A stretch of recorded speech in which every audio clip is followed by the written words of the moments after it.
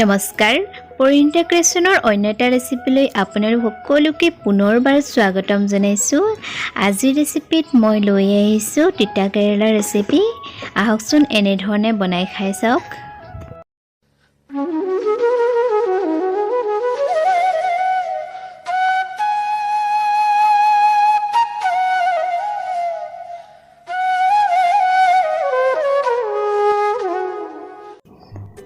মই ইয়াৰ বাবে তিতা কেৰেলা এটা লৈ লৈছোঁ। এইটো মই ধুনীয়াকৈ বাকলি গুচাই ল'ম।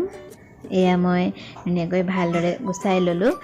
আৰু লৈছোঁ এটা আলু আৰু বিলাহী এটা কাটি লৈছোঁ সৰু সৰুকৈ, আৰু পিঁয়াজ এটা লৈছোঁ, নহৰু কেইফুটামান লৈছোঁ, আদা দুটুকুৰা লৈছোঁ আৰু জলকীয়া দুটা লৈছোঁ। মই জ্বলা বেছি নাখাওঁ, সেইবাবে দুটা জলকীয়া দি লৈছোঁ। তাৰপাছত মই এতিয়া কেৰেলাটো কাটি ল'ম। মই কেৰেলা আৰু আলু কাটি ল'লোঁ এনেধৰণে।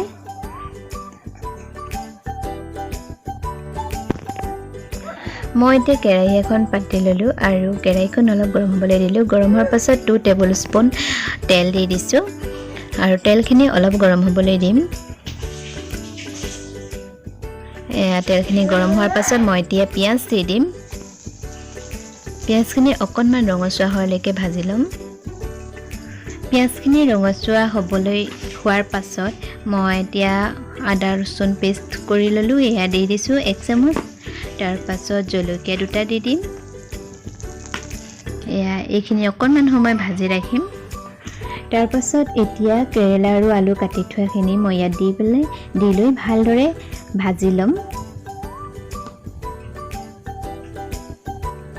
এনেধৰণে বনাই খাই চাবচোন, তিতাটো বেছি নালাগে এনেধৰণে বনাই খালে। আৰু মই এতিয়া ইয়াত অলপ মিক্স কৰি লৈছোঁ। তাৰপাছত মই হালধি আৰু নিমখ দি দিম সোৱাদ অনুসৰি। যদি মোৰ ৰেচিপিটো আপোনালোকে ভাল পায় তেতিয়াহ'লে প্লিজ লাইক এটা কৰি দিব আৰু কমেণ্ট কৰি জনাব কেনেকুৱা পালে। আৰু যদি মোৰ চেনেলত কোনোবা নতুন তেতিয়াহ'লে মোৰ চেনেলটো ছাবস্ক্ৰাইব কৰি বেল আইকনটো প্ৰেছ কৰি যাব, তেতিয়াহে আনবিলাক ভিডিঅ' আপোনালোকে সময়মতে পাই থাকিব। এয়া মই হালধি আৰু নিমখ সোৱাদ অনুসৰি দি দিছোঁ।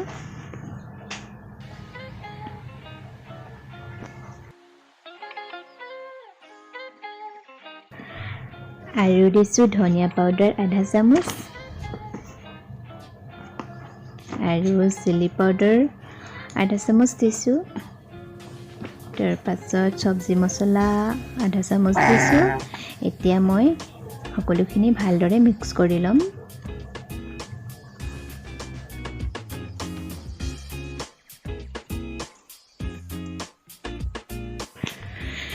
এইখিনি অলপ সময় ভাজি ৰখাৰ পাছত মই এতিয়া অকণমান লৰাই লৈছোঁ। লৰাই লৈ তাৰপাছত বিলাহীখিনি কাটি থোৱা বিলাহীখিনি ইয়াত দি দিছোঁ।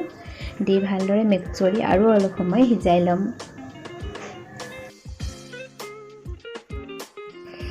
এতিয়া মই ইয়াত চেনি আধা চামুচ দি দিছোঁ। চেনি আধা চামুচ দি ভালদৰে লৰাই লৈ আকৌ অলপ সময় সিজাই ল'ম।